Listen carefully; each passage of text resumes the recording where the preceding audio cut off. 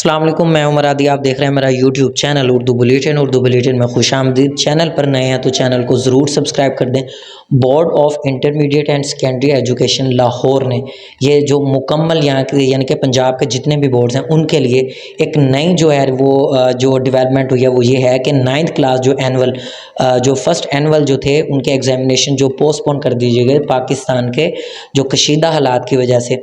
तो उस वजह से जो पेपर कैंसिल हुए थे जिसमें तर्जुमातुल कुरान मजीद कंपल्सरी का जो और था, और नॉन मुस्लिम के लिए जो एथिक्स का पेपर था, और इसी तरह केमिस्ट्री और आर्ट्स वालों के लिए जनरल साइंस का पेपर था, इस्लामियात कंपल्सरी का पेपर था, या सीरतुर रसूल का पेपर था, वो जो पोस्टपोन कर दिए जाए थे उसकी जो नई डेट शीट एग्जैक्ट आ चुकी है वो मार्केट में और भी यानी कि फेसबुक सोशल मीडिया में बहुत ज़्यादा जो है वो इस हवाले से जो गैर यकीनी सूरत हाल पाई जाती थी। जो नया जो मेरे सामने शेड्यूल है वो जो आप देख सकते हैं, जो 13 मई 2023 को बोर्ड ऑफ इंटरमीडिएट ने निकाला है वो मेरे सामने है, उसमें आप देख सकते हैं।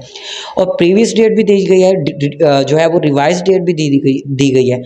इस नई तारीख के मुताबिक जो तर्जुमातुल कुरान मजीद का कंपल्सरी पेपर था वो 10 तारीख को आप जानते हैं, जैसे कि अब रिवाइज डेट में ये होगा 17 मई 2023 को। जो नॉन मुस्लिम के लिए एथिक्स था वो भी 10 को था, वो भी अब 17 को होगा। ठीक है, केमिस्ट्री का और जनरल साइंस वालों का जो पेपर यानी कि आर्ट्स वालों का पेपर रह गया था तो वो 11 मई को था पहले, अब वो 18 मई को चला गया। इसी तरह इस्लामियत कंपल्सरी और सीरतुर रसूल का जो पेपर था वो पहले 12 मई को था, इसी तरह वो 19 को चला गया। या इसी तरह अगर हम प्रैक्टिकल पेपर्स की बात करें तो फिजिक्स के और फिश फार्मिंग के और फूड एंड न्यूट्रिशन के, इलेक्ट्रिकल वायरिंग और क्लोथिंग एंड टेक्सटाइल का जो पेपर था उसके प्रैक्टिकल्स रह गए थे। उनकी प्रीवियस डेट आपके सामने 15, 16, 17, 18, 19 थी। अब जो वो रिवाइज डेट दी गई है वो आपको 14, 15, 16 इसी हिसाब से देख सकती है। मैंने बस सिर्फ आपको बताना था कि जो गैर यकीनी सूरत हाल है, जो कैफियत है वो ख़त्म हो, तो आपके सामने जो इस टाइम दे रहा हूँ वो एग्जैक्ट जो है वो डेट शीट आ चुकी है। ठीक है, तो इसी तरह फिश फार्मिंग और फूड एंड न्यूट्रिशन वाले और इलेक्ट्रिकल वायरिंग वाले और क्लॉथिंग और टेक्सटाइल वाले वो अपने अपने हिसाब से देख लें। और जहाँ तक बात है वो जो रोल नंबर स्लिप नहीं निकालनी है वो उस हवाले से है, तो ये भी आपके सामने है।